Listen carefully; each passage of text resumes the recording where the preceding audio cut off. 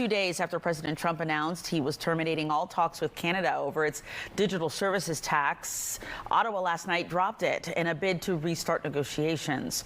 Fox Business correspondent Edward Lawrence has more from the White House.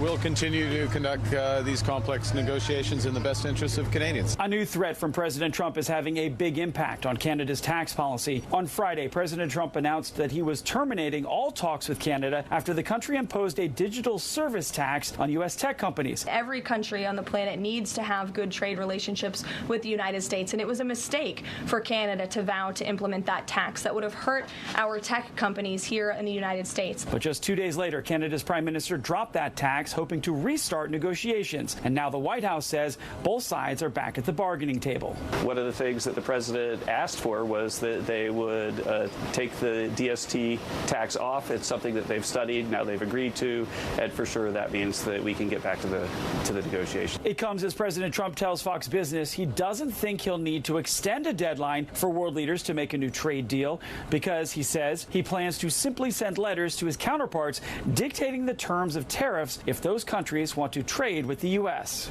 We'll look at how a country treats us. Are they good? Are they not so good? Some countries, we don't care. We'll just send a high number out. And as negotiations with Canada resume, markets around the world rose slightly Monday. Investors now cautiously optimistic that a full-blown trade war can be avoided. We are increasingly getting the impression that there is a normalization, that Trump ultimately wants a deal despite all the muscle flexing.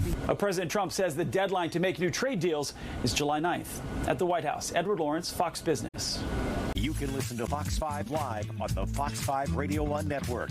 Just tune your HD radio to 107.9 HD2 FM.